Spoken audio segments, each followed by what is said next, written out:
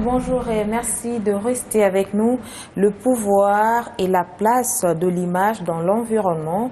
Environnement, ici, j'ai fait allusion à la protection et préservation de la nature. Nous allons parler aujourd'hui de façon particulière avec celle qu'on appelle Julie Djikey. Qui est-elle? On va la découvrir dans ce portrait.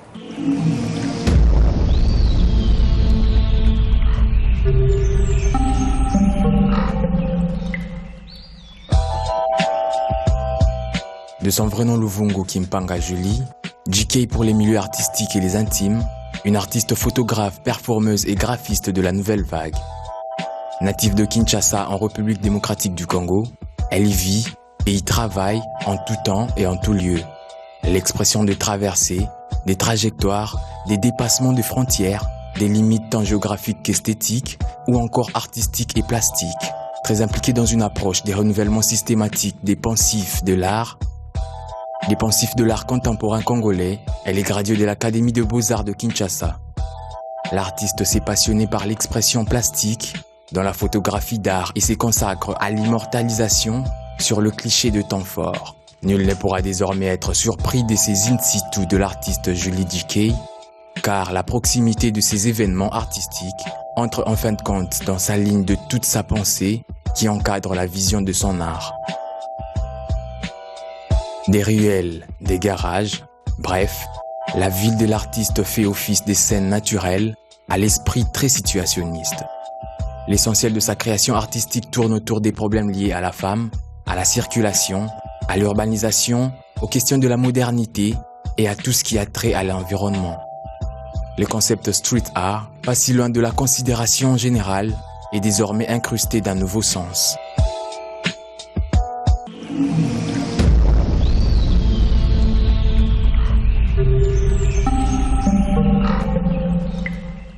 Voilà. Madame, merci d'être avec nous sur ce plateau. De rien, c'est à moi de vous remercier. Une première invitation, nous parlons des questions environnementales et aujourd'hui, on va lier l'environnement à la photo. Ça vous dit quelque chose? Déjà que vous-même, vous êtes artiste plasticienne, très déterminée dans votre profession et avec tout ce que vous apportez, comment vous conciliez au fait l'image, c'est pas la photographie, à l'éducation environnementale? Au fait, moi, je peux dire que la photographie a vraiment un impact,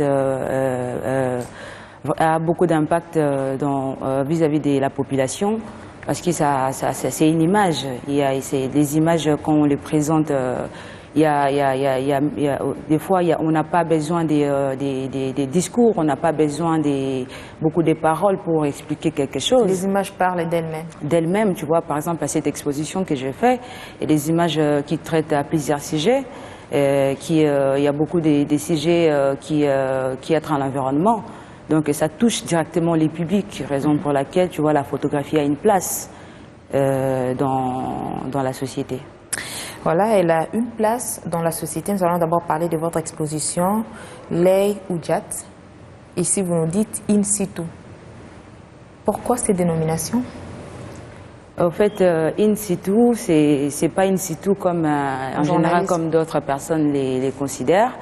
Et in situ que moi je parle dans cette exposition, c'est un art in situ qui a la même forme comme les street art, comme les land art, comme des arts performance, qui sont, quand je parle de in situ c'est un œuvre créée spécialement avec son site d'accueil, qui a une interaction directe avec l'environnement et ça peut prendre la forme par rapport à la composition, par rapport à la scénographie, par rapport aux formes. Mais ici, ça a pris quelle forme? Ici, ça a pris la forme de l'installation, de l'art installation et de la scénographie. Alors, comment vous conciliez cela à l'environnement? C'est avec quel aspect spécifique? Dans l'aspect de faire découvrir cet art vis-à-vis de la population. Et qu'est-ce que vous avez exposé? Qu'est-ce qu'il y avait? Parce que est-ce qu'il y avait du monde? Est-ce que vous avez atteint votre objectif, tout ça? Oui, il y avait du monde. J'ai atteint mon objectif, comme d'habitude. Et je peux dire ça. Vous avez exposé non loin de l'Académie des Beaux-Arts. vous avez pu quand même avoir assez de visiteurs et vous avez transmis votre message et pensez-vous que le message a atteint la cible? Oui, c'était non loin de l'Académie des Beaux-Arts, c'était au croisement du 24 et les rails. Et je sais que les messages est passé, les gens ont découvert, donc comme c'était dans le but, dans l'objectif, de faire découvrir la réalité de la vie quotidienne vis-à-vis de la population. Et raison pour laquelle il y avait du monde, il y avait d'autres personnes qui ne comprenaient pas, mais c'était ça dans l'objectif. Ils venaient, il y a d'autres qui ont compris le message, parce qu'il y avait plusieurs sujets, comme je l'ai dit, qui traitent des questions environnementales. Alors, vous parlez de la réalité, il y a plusieurs facettes. Vous avez par exemple la réalité sur le plan urbanistique, vous avez la réalité sur le plan alimentaire. Et ici, c'était quel genre de réalité? En fait, dans cette exposition, pour commencer, dans au premier pas, dans cette exposition que j'intitule Eoudjat, c'est une expression de ma sensibilité vis-à-vis des scènes et des phénomènes qui offrent à ma vie. En fait, comme ma vie dans laquelle je vis, ma vie d'artiste, demeure la source principale de mon inspiration. Disons, il y a les phénomènes, il y a les scènes qui se déroulent dans ma ville, disons dans ma vie, qui me poussent à les photographier, que ce soit lié à l'urbanisation, à l'industrialisation, à la femme, aux questions de la modernité ou à tout ce qui est à l'environnement. Donc, raison pour laquelle je les présente dans le but de faire découvrir la réalité dans plusieurs angles. C'est que il y a plusieurs sujets à traiter dans cette exposition. Je parle de la réalité de la vie quotidienne dans ce que nous vivons chaque jour. Donc la réalité des Quinois de chaque jour.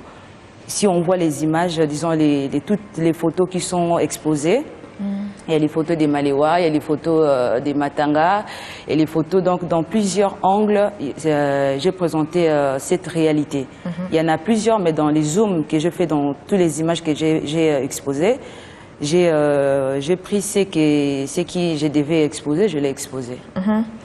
Il y a quelque chose qui nous intéresse, l'essentiel de sa création artistique tourne des problèmes liés à la femme, à la circulation, vous l'avez dit, à l'urbanisation, aux questions de la modernité, à tout ce qui a trait à l'environnement. Alors ici, s'il faut parler d'environnement, nous savons que déjà, nous venons de le dire, l'image parle d'elle-même, l'image témoigne certaines réalités. Et ici, si on doit se focaliser à l'environnement, si on doit se focaliser à l'écologie, quels sont ces genres d'images que vous avez pu mettre en exergue, si pas à la portée du public pour comprendre en fait le danger qui guette l'humanité aujourd'hui? Bon, s'il faut parler vraiment de l'environnement, dans mon travail, disons, j'ai deux médiums de prédilection, qui est la photographie et l'art performance. Dans la photographie, je fais la photo d'art, qu'on appelle aussi la photo plasticienne. Et dans l'art performance, c'est un art l'artiste utilise à travers son corps. C'est une pratique d'expression artistique. Donc, dans l'environnement, par exemple, par rapport au message que ce soit qui est lié à l'environnement, je prends par exemple la pollution. Que j'ai fait une performance, que je me suis instrumentalisé mon corps en devenant une automobile humaine ou une épave humaine, en sortant dans la rue à la sorte des messages de sensibilisation multiformes et multisectorielles. Donc dans la pollution, je parle de la contamination de l'air, de l'eau, du sol par des substances chimiques radioactives qui altèrent la santé de l'homme, la qualité de vie et les fonctionnements naturels des écosystèmes. Donc ce sont des messages que je parle du côté environnement qui touchent pas vraiment la population quinoise, mais ça touche le monde, disons l'humanité. Et c'est ça dans mes préoccupations, parce que ces travail performatifs s'insurgent contre la détérioration de la couche d'ozone due aux émissions de gaz à effet de serre, principal élément chimiophysique responsable du surchauffement de la planète bleue qui devait être toujours verte et sans pollution atmosphérique, sans pervirante et dépourvue des rayonnements ultraviolets. Donc dans le cas de l'environnement, il y a la trace carbone, il y a le développement durable, il y a les énergies renouvelables, il y a la protection de l'environnement et les patrimoines naturels. Toutes ces choses-là, dans mes préoccupations, étant qu'artiste engagé pour mon environnement dans un monde plus vert. La seule image, la seule démonstration vous a suffi pour transmettre le message? Je peux dire oui, la seule démonstration suffit par rapport au costume aussi. On voit les costumes déjà, parce que quand il y a des provocations, en fait, c'est par rapport à ce que l'artiste cherche à montrer, à faire voir au public. Dans la performance, on voit les costumes. Les costumes, c'est tout en noir et qui sont constitués du fumet toxique, qui est l'ensemble de ces costumes qui sont. Il y a les produits, il y a les huiles moteurs usées qu'on appelle les saillies foutues. Il y a les cendres du pneu brûlé et il y a des boîtes de filtres à huile moteur. Il y a les réservoirs. Donc c'est l'image, c'est l'intervention. Pour moi, ça dépend des thématiques, ça dépend des concepts ou de la façon dont l'artiste doit se présenter devant la population. Alors, une image pour sensibiliser, et lorsqu'on sensibilise, c'est pour arriver à un changement de comportement. Vous en êtes parvenu? Oui, en fait, l'enjeu de mes interventions artistiques est la mobilisation des consciences populaires sur les thèmes majeurs de la vie citadine, disons dans le but que l'homme doit comprendre son environnement, disons de voir cette image ou cette intervention qui amène des gens à une réflexion, ce qui veut dire juste une image, juste cet acte performatif, amène déjà une élaboration des pensées. Donc l'homme doit comprendre son environnement.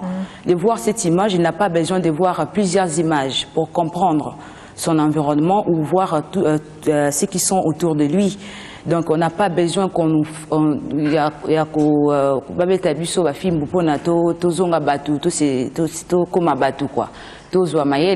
donc le problème est de l'homme, de la conscience en fait. L'homme doit être conscient et de comprendre son environnement. Juste avec une image, pour moi, le message peut passer. On n'a pas besoin de faire passer sans image. On voit la force de l'image, on voit la force du concept ou des thématiques. Et vous-même, l'après-démonstration, parce que ce sont des produits chimiques que vous avez utilisés sur votre propre corps. Oui, je l'ai utilisé. Au fait, j'ai pris ces dangers-là, moi-même, étant qu'artiste, pour sortir dans la rue, sensibiliser le masse populaire aux questions de l'ère actuelle, qui sont, je parle de la pollution, tout ce qui est lié à l'environnement. Et j'ai pris ces dangers-là pour interpeller les gens. Et vous avez fait cela pendant plus ou moins combien de minutes? La performance, oui. La performance, comme c'est dit, les produits, ce sont des produits toxiques, je les prends pas plus de 20 minutes. Pas plus de 20 minutes. Quel est le site que vous avez choisi? Dans les sites, c'est toujours l'espace public que je fais cette performance. Et là, c'était où? Je le fais à Bandal. Et en plus, je le fais aussi à Yaoundé, dans un festival Rencontre d'art visuel de Yaoundé, que j'étais invitée là-bas pour faire cette performance. Alors, 20 minutes suffisaient pour transmettre le message? Moi-même, 10 minutes, ça suffit. Alors, ça suffit. Dans ma façon de voir des choses, dans ma façon de travailler, et de concevoir, 10 minutes, 20 minutes, les messages peuvent passer. Et l'après-démonstration, c'était quoi, les résultats aujourd'hui? Pardon? Les résultats aujourd'hui, après cette démonstration, pensez-vous que ça a impacté le comportement des citoyens à être plus responsables vis-à-vis de la gestion de l'environnement? Oui, ici à Kinshasa, raison pour laquelle j'ai besoin de rapprocher l'art contemporain auprès du public, donc de le faire connaître auprès du public, parce qu'à l'étranger, cette image, la cliché de cette performance a circulé, a sorti dans plusieurs magazines et a été exposé aussi dans plusieurs sites. Et ici, à Kinshasa, à part que les endroits que je fais et après c'est fini, mais ça passe pas à l'écran, disons, dans des chaînes pour sensibiliser aussi la population quinoise à travers cette performance. Mais moi, je crois que si ça commence à passer dans nos médias ici, les gens vont commencer, déjà l'impact de cette image, les gens vont comprendre, ils vont réfléchir à beaucoup de choses et je crois qu'ils vont changer parce qu'il y a quoi changer à ces mondes. Alors, dénoncer les tensions ou pressions subies par l'environnement. Vous l'avez fait avec votre performance, mais une autre façon aussi de le faire. En fait, quand on parle toujours de l'artiste a plusieurs façons de s'exprimer, étant qu'un messager. Et il y a par la performance, on peut, comme moi j'ai des médiums de prédilection, soit dans la photographie, ou la performance en passant par les happenings. Je peux sensibiliser, parler de mon travail. Vous pouvez sensibiliser, parler de votre travail. Alors, quelles sont les difficultés, si pas les quoi que vous rencontrez sur le terrain? En fait, vraiment,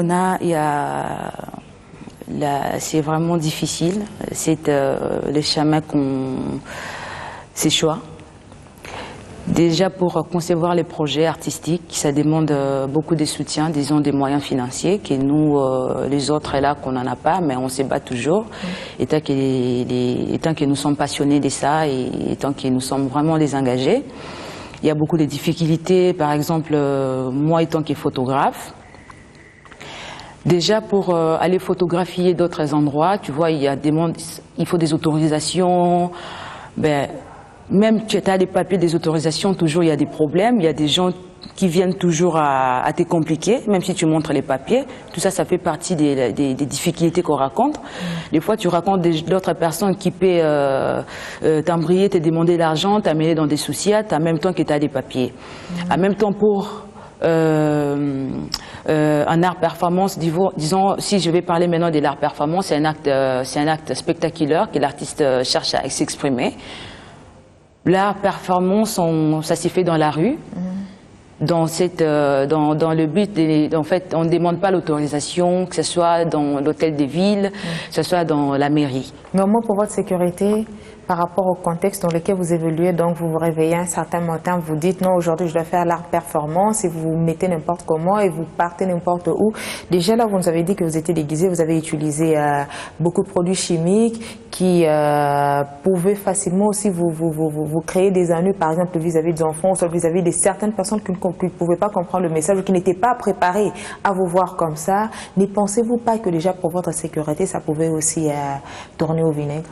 En fait, quand on parle de cet art-là performative, la performance provoque des émotions. En fait, en fait, quand on parle des... Mais du moins, c'est préparé. Si, c'est préparé parce qu'on fait des repérages, il y a des répétitions, mais les autres personnes, ils vont pas les voir. Ça peut prendre un mois, par exemple, pour faire repérer les sites. Je peux venir avec des collègues artistes. J'ai dit que non, je vais sortir d'ici, je vais sortir là-bas. Est-ce que ici c'est bien? Avec quelle tenue aussi, parce que vous nous parlez des... Non, avec les tenues normales. Avec les tenues normales, par exemple, comme ça, je peux venir, on fait des constats, on regarde à gauche, à droite. Et même les jours J aussi, pareil aussi, je vais venir aussi avec les endroits où je vais demander déjà pour m'échanger, pour me déguiser. Tout est déjà... Là, vous déguisez avec quelle tenue? N'importe laquelle? En fait, à moitié nue aussi, ça passe? C'est plus ça. Donc, je mets mon corps... parce que dans l'art performance, le corps joue deux rôles. En fait, comme mon corps, je dis, mon corps joue deux rôles. En même temps, c'est le sujet et c'est l'objet de l'art. Donc, qui veut dire l'objet des représentations des l'œuvre d'art. Donc, on voit le corps à moitié nu. Il y a d'autres personnes qui utilisent le corps à moitié nu. Il y a d'autres personnes qui vont voir que c'est le corps nu ou le corps en moitié nu. Mais un art performance, c'est un costume. Vous appelez ça costume, même si la personne est nue, mais là vous... Tenue d'Adam, oui, c'est costume. C'est un costume, si c'est propre. Et avec la culture africaine, vous voyez ce genre de choses passer, tout de suite là, on ne vous lapide pas? Non, en fait, c'est les moyens que l'artiste a voulu transmettre son message. Par exemple, j'ai ma façon de m'habiller, par exemple, mon costume à moi, que je fais la performance. Je sais qu'il y a des dangers, ça manque pas. Dans cet art, il y a des dangers. D'autres personnes qui ramassent des pierres pour jeter sur moi. Il y a d'autres personnes qui prennent des fouets, c'est comme si ils me suivent pour me chicoter.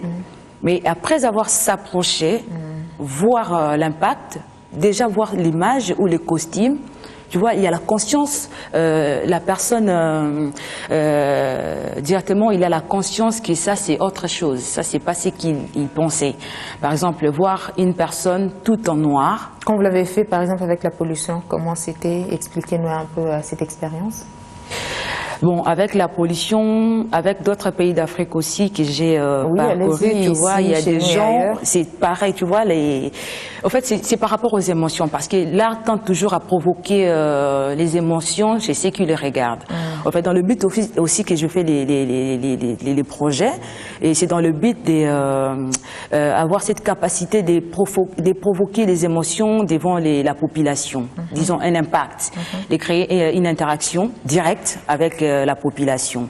Dans cette performance, quand je sors dans la rue, déjà il y a une panique.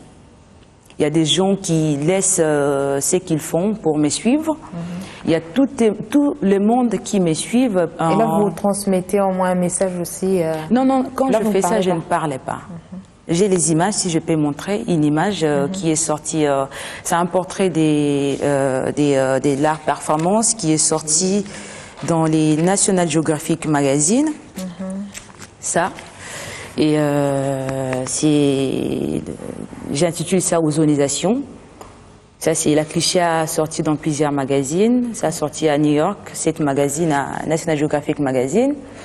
La cliché est sortie à Elle Magazine, est sortie aussi ici aussi dans notre pays, est sortie aussi dans Lookin. Qu'on a sorti la cliché de la performance, tout ça, c'est pour toujours dans le but de sensibiliser la masse populaire aux questions de l'ère actuelle.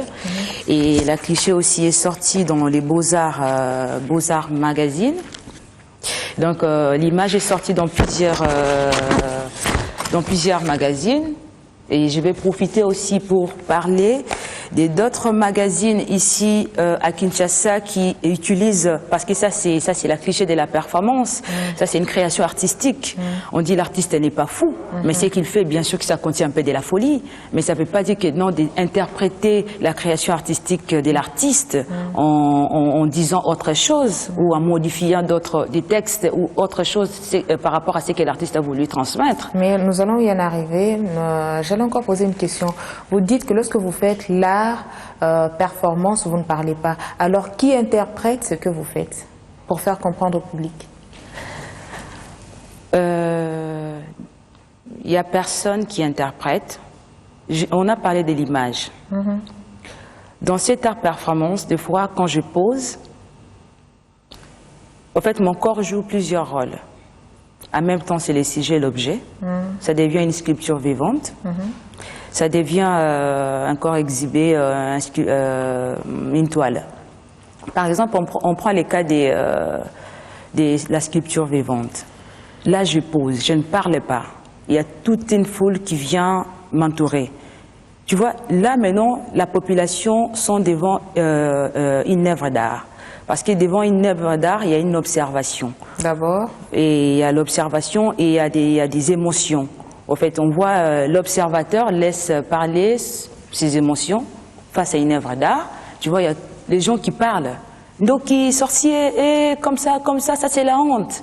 Et après, on voit du point de vue intellectuel, tu vois, il y a l'observateur associe ce qu'il voit à ce qu'il connaît, par exemple. On voit du point de vue culturel, l'observateur cherche à comprendre. Tu vois, il y a toujours dans la masse, il y a des gens qui cherchent à comprendre et même il y a d'autres personnes qui sont dans la masse et ils cherchent à expliquer à des gens qui sont... Parce qu'il y a les détails quand on observe une œuvre d'art, parce que c'est pas une autre... Moi, je les présente dans les formes des œuvres d'art, parce que devant l'œuvre d'art, il y a l'interprétation. Il y a des gens qui sont tout autour. Je ne peux pas dire il y a des intellectuels tout autour. Il y a des gens, on a toutes... Qui ne sont pas tous plasticiens ou encore... Oui, mais il arrive quand même à comprendre le message. Et après, ils cherchent eux-mêmes à interpréter en disant « Ah, ça s'est dit ça y est, c'est du goudron. Pourquoi elle a fait ça? Ah, peut-être c'est pour ça. » Moi, je suis là, j'entends. Et au fond de moi, je dis oui. Si j'attends telle personne, je dis que oui, le message est passé, sans expliquer. Et après, quand je finis, il y a des tracts. C'est difficile. Mais ils vont comprendre que c'est pour lutter contre la pollution, c'est pour interpeller la population par rapport à la pollution. Déjà, quand je sors dans la rue, je ne parlais pas. Personne ne parle. Mais il y a des gens tout autour de moi, des collègues, qui peuvent expliquer à d'autres personnes. Et après, il y a une distribution des dragues, tu vois, mais après, pas avant quand je sors. J'aime d'abord voir l'émotion des gens face à cette œuvre. Alors, vous nous avez expliqué de cette expérience en RDC, ça s'est très bien passé ailleurs? Au fait, je peux dire que c'est pareil. Je ne sais pas, l'impact, l'interaction qui est avec les publics, tellement que c'est fort. Les publics, ça bouleverse des gens. Tu vois, tu peux dans la photo, tu vois ça, oui, c'est comme ça. Mais voir ça comme ça, je peux dire que c'est autre chose, tu vois, parce que voir ça en acte spectaculaire comme ça, en plein spectacle, c'est autre chose. Alors, il y a un aspect que vous avez soulevé. Il y a vos œuvres qui sont mal interprétées par certaines personnes qui ne comprennent pas très clairement le message que vous voulez transmettre. Et on vous taxe des malades, on vous taxe de folles. Et comment vous réagissez face à cela? Bon, moi, je peux dire que ici à Kinshasa, disons même en Afrique, je prends premièrement le point de Kinshasa. Pourquoi je dis il y a d'autres personnes qui ne sont pas cultivées, tu vois. Il y a un manque de beaucoup de choses, de la recherche des livres. Je sais qu'il y a d'autres parents aussi qui, comme était avant que l'enfant puisse dormir, il faut lire un petit conte, tout ça pour l'enfant, ou à expliquer à l'enfant d'autres choses, tu vois, ou lire les livres pour les enfants. Il n'y en a pas, par exemple, aujourd'hui. Si je dis, par exemple, je suis plasticien ou je suis visuel, je suis artiste visuel, il y a des gens qui vont dire, c'est quoi encore ça? Tu vois, il y a un manque de ça ici chez nous. Quand on me voit avec des dreads, les gens pensent directement à la danse, à la musique. Alors, on dit les arts sont toutes les formes que l'artiste peut réaliser pour susciter ou provoquer des choses belles, capables de provoquer des émotions. Les arts, ce n'est pas que la musique. Aujourd'hui, on voit la cliché de Kinshasa, c'est dans la musique. On voit musique, on voit Kinshasa. Mais aujourd'hui, moi, je peux dire que dans mon concept, j'ai besoin de changer, bon, pas vraiment de changer, mais de rajouter quelque chose, un autre cliché qui est du côté des arts plastiques, de faire connaître cet art auprès du public. On voit des gens qui interprètent la performance. Il y a des magazines ici qui ont interprété les textes, disons la création artistique. Cette performance qui témoignait de la pollution. De la pollution. Et ils ont interprété en classant des gens ils ont parlé des Équateurs. Ils ont dit interdiction aux malades mentaux de circuler dans la ville. Et en plus dans la ville de Mbandaka. Moi je n'habite pas Mbandaka. Je n'ai jamais été à Mbandaka. Cette performance, je le fais à Kinshasa, parce que l'inspiration et tout ce que je fais, ça vient de Kinshasa, pas de Mbandaka. Alors ça m'étonne aussi par rapport à ma réaction, étant que Batamayele, disons, si c'était, parce que oui, je le fais dans la rue, tout le monde a droit de me photographier, mais même il y a d'autres personnes qui disent « Ah, ça encore, on m'a dit que ça c'est de l'art ». Ça, je peux comprendre, mais on voit publier ça dans un magazine, en me classant des gens là qui souffrent des malades mentaux. Moi, je dis, Julie Djiké n'est pas folle. Ce que je fais, c'est un acte artistique, c'est une création artistique. Je suis un peu déçue de voir des gens, des intellectuels, interpréter cet art-là en classant des gens qui souffrent des malades mentaux. Ce n'est pas ça. Je vais montrer un petit extrait de ça. Et je vais cacher la page des gardes et les noms aussi. Et c'est ça. Ils parlent des gens qui souffrent des malades mentaux. Ça, c'est moi, en plein spectacle. Ça, c'est sur 24 novembre. Là, j'ai le corps bien huilé des sailles foutues. Sur le dos, il y a un réservoir de voitures. Il y a la ceinture de sécurité. Ça, je tiens un volant avec une voiturette que j'ai créée pour parler toujours de l'automobile, de la pollution. Et sur les seins, là, j'ai confectionné un soutien-gorge à base de boîtes à filtre huile moteur. Alors, moi-même, je me demande quels sont les rapports ou les liens de cette création artistique avec les fous, là. Parce que ça, ce sont des fous. C'est eux qui ont dit que c'est fou, mais moi je ne sais pas. C'est vraiment, ce sont des fous. Parce qu'il y a d'autres artistes aussi qui se déguisent comme ça, en parlant d'autres messages, en laissant d'autres messages. Mais ils ont pris les images en me classant ici, interdiction aux malades mentaux, des circuler en Bandaka. Donc ils m'ont considérée comme une folle. Non, c'est encore un problème, il y a encore un déficit communicationnel à ce niveau-là. Et qu'est-ce que vous dites, vous, artistes plasticiens, vous, graphistes, vous, photographes, vous, pourquoi ne pas vous mettre ensemble et essayer désormais de valoriser ce que vous faites et essayer de transmettre un peu plus de messages, vulgariser vos actions pour que les gens comprennent et soient à même de bien interpréter ce que vous voulez transmettre comme message? Oui, c'est ça aussi dans le but. Donc de rapprocher l'art contemporain, parce que ce qu'on fait, nous on appelle l'art contemporain, qui est l'art qui signale les chroniques d'effets actuelles, d'actualité d'aujourd'hui. Donc c'est dans le but. On a déjà parlé de ça avec des amis. C'est de rapprocher cet art contemporain auprès du public, de le faire connaître et de l'élever à un rang supérieur vis-à-vis de tout ce qui se passe. Alors, éviter d'évoluer de façon individuelle. Mais on a toujours l'habitude d'évoluer comme ça parce que chacun a sa façon, son atelier. Mais il y a des échanges toujours on fait entre nous les collègues, mais il y a des ateliers, il y a des collectifs. Donc, chacun est indépendant à son coin. Merci beaucoup, Julie JK. Oui, de rien. Merci d'avoir répondu à notre invitation. Je rappelle que vous êtes une artiste, photographe, performeuse, graphiste, interventionniste de la nouvelle vague. Merci d'avoir répondu à notre invitation encore une fois pour avoir songé cette fois-ci à parler aussi de l'environnement, la pollution dans vos expositions. C'est ce qui a constitué donc pour nous le menu phare de ce numéro Écran Vert. Merci. Mesdames, Messieurs, c'est la fin de votre magazine hebdomadaire consacré à l'environnement. Nous vous disons merci de nous avoir suivis. Prenez rendez-vous la semaine prochaine sur la même chaîne à la même heure. D'ici là, portez-vous bien.